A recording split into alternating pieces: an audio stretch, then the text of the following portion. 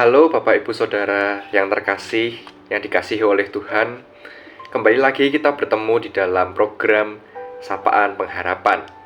Namun sebelum kita mendengarkan firman Tuhan, mari kita satu di dalam doa. Allah Bapa kami yang bertahta dalam kerajaan surga, kami bersyukur Tuhan di hari ini kami dapat kembali diberi kesempatan untuk dapat mendengarkan dan merenungkan sabda firman-Mu. Kalau sebentar kami akan merenungkan firman-Mu, kiranya kami memohon Roh Kudus-Mu untuk tinggal di dalam kami. Jadi apa yang akan kami renungkan dapat tinggal di dalam hati dan pikiran kami dan dapat kami lakukan dalam kehidupan sehari-hari. Terima kasih Tuhan, dalam Yesus kami berdoa mengucap syukur. Haleluya. Amin. Bapak Ibu Saudara, saya akan bacakan ayat hari ini yang terambil di dalam Matius 9, ayatnya yang ke-9, yang berbunyi demikian. Setelah Yesus pergi dari situ, ia melihat seorang yang bernama Matius duduk di tempat pemungutan cukai. Lalu ia berkata kepadanya, "Ikutlah aku." Matius pun bangkit dan mengikut dia. Nah, Bapak Ibu Saudara, kita semua tahu bahwa Matius, murid Yesus ini dahulunya adalah seorang pemungut cukai. Pemungut cukai itu bukanlah seseorang yang memiliki status, memiliki kedudukan yang enak-enak saja, Bapak Ibu Saudara. Jadi mereka termasuk orang yang marginal, yang disingkirkan dan tidak dipedulikan di dalam tradisi Yahudi maupun Romawi. Secara tradisi Romawi, mereka hanya dianggap sebagai seorang bawahan, hanya dianggap seorang yang bekerja tanpa status dan tidak memiliki kuasa apapun. Intinya mereka adalah bawahan yang tidak ada harganya. Namun dalam tradisi Yahudi, sesama orang Yahudi, Matius dan para pemungut cukai lainnya itu dinilai bahwa dia hanya seseorang yang pro dengan penjajah. Dia hanya meras untuk kepentingan penjajah, yaitu Romawi.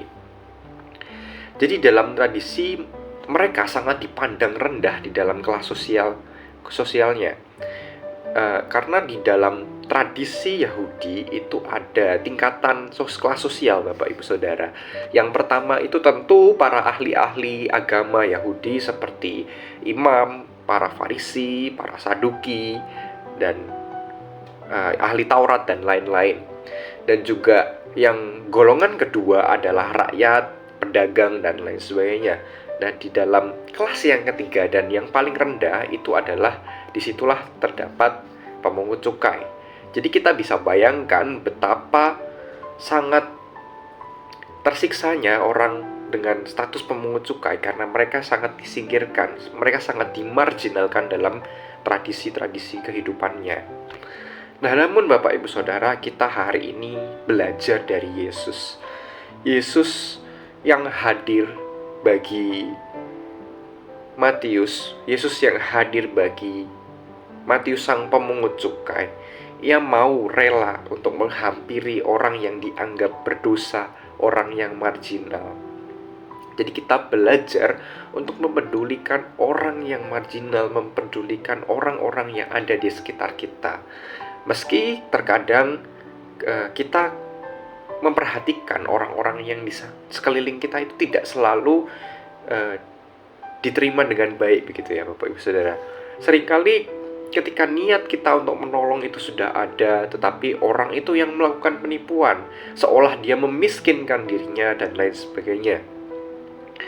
Namun hal itu tentu kita perlu memiliki hikmat untuk menolong.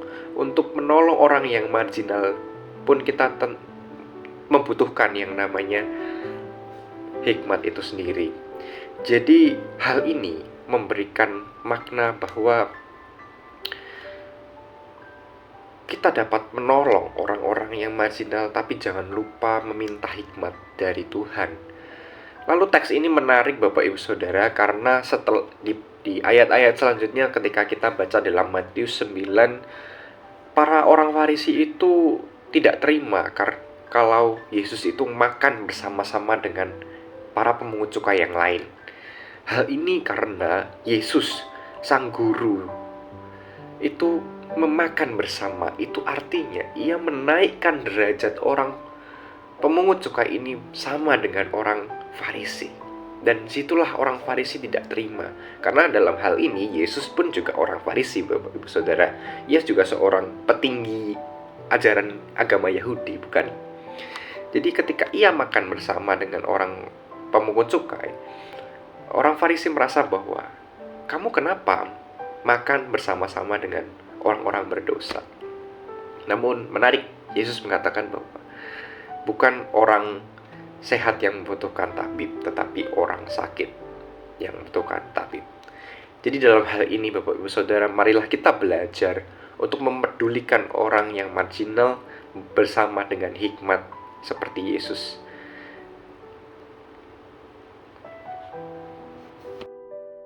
Mari Bapak Ibu Saudara kita berdoa untuk membawa perenungan kita pada hari ini. Allah Bapa kami yang bertata dalam kerajaan surga, kami bersyukur Tuhan di hari ini kami diingatkan untuk kembali memperhatikan sekitar kita, memperhatikan orang-orang marginal, memperhatikan kerabat-kerabat kita yang membutuhkan bantuan kita, dan tetangga-tetangga kita, sekitar kita yang membutuhkan pertolongan. Namun seringkali pertolongan kita terasa dimanfaatkan. Pertolongan kita tidak diterima dengan baik. Kiranya Tuhan berikan kami hikmat, berikan kami akal budi yang daripadamu, supaya apa yang kami lakukan ini dapat memberikan dampak, memberikan kebaikan untuk kemuliaan nama-Mu, sama seperti Yesus ketika datang kepada orang pemungut cukai, yaitu Matius, dan diminta untuk mengikut Engkau, dan Matius dapat menerima dan dapat percaya padamu. Ajar kami Tuhan untuk selalu dapat memikirkan dan memiliki kepekaan dan juga hikmat untuk menolong orang-orang di sekitar kami. Terima kasih Tuhan, dalam Yesus kami berdoa mengucap syukur. Amin.